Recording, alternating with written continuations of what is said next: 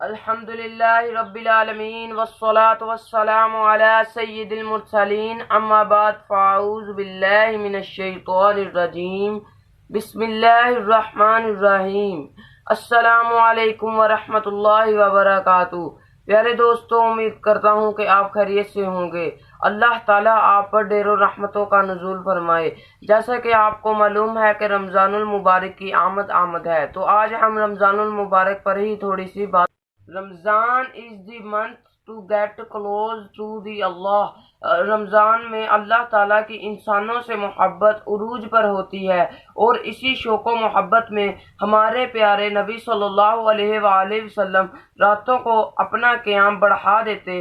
رمضان میں آقا صلی اللہ علیہ وآلہ وسلم وہ 4 کام جو معمول سے زیادہ بڑھ کر کیا کرتے تھے، ان میں سے نمبر 1 صدقات و خیرات۔ آپ صلی اللہ علیہ وآلہ وسلم کی یہ عادت تھی کہ آپ صلی اللہ علیہ وآلہ وسلم کثرت سے صدقات و خیرات کیا کرتے تھے، اور سخاوت کا یہ عالم تھا کہ کوئی بھی سوالی آپ صلی اللہ علیہ وآلہ وسلم کے در سے خالی نہیں جاتا تھا۔ رمضان المبارک میں یہ باقی 11 مہینوں کے مقابلے میں کافی بڑھ جاتا۔ سخاوت کا یہ عالم ہوتا کہ ہوا کے تیز جھونکے بھی اس کا مقابلہ نہ کر سکتے۔ نمبر 2 عبادت و ریاضت۔ آپ صلی اللہ علیہ وآلہ وسلم رمضان کی راتیں نماز میں کھڑے رہتے، تسبیح کرتے اور اللہ تعالیٰ کی یاد میں گزارتے۔ ام المؤمنین حضرت سیدہ عائشہ الصدیقہ رضی اللہ تعالیٰ عنہا فرماتی ہیں، جب ماہ رمضان آتا آپ صلی اللہ علیہ وآلہ وسلم کی نمازوں میں اضافہ ہو جاتا۔ آپ صلی اللہ علیہ وآلہ وسلم اللہ تعالیٰ سے گڑ گڑا کر دعا کیا کرتے اور اللہ تعالیٰ کا خوف طاری رکھتے۔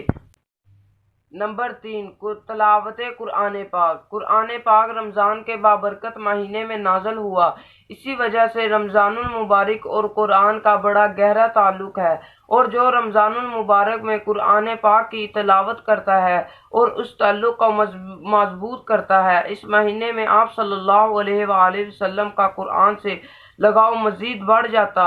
حضرت جبرائیل علیہ السلام رمضان کی ہر رات آپ صلی اللہ علیہ وآلہ وسلم سے ملاقات کرتے اور آپ صلی اللہ علیہ وآلہ وسلم کے ساتھ قرآن پاک کا دورہ کرتے۔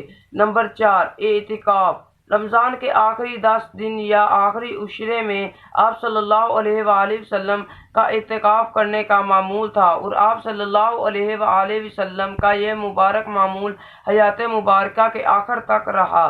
پیارے دوستو، اللہ پاک کے محبوب ہوتے ہوئے جب محمد مصطفیٰ صلی اللہ علیہ وآلہ وسلم کا رمضان المبارک میں اتنا عبادت کرتے، تو کیا ایک امتی کا یہ فرض نہیں کہ وہ اپنے پیارے آقا و مولا کی پیروی کرتے ہوئے ان 4 کاموں اور دوسری عبادات کے ذریعے اپنے اللہ تعالیٰ اور اپنے مولا کو خوش کرے؟ صدقات و خیرات کر کے غریبوں کی مدد کیجیے، کثرت سے عبادت کریں اور اللہ پاک کو راضی کیجیے، اور قرآن پاک کی تلاوت کر کے قرآن سے رشتہ مضبوط کریں، اور اعتکاف کر کے سنت مبارکہ پر عمل کریں، اور اللہ سے اپنی مغفرت مانگیں، اور اس وبائے حاضر کورونا وائرس سے نجات کی دعا کریں۔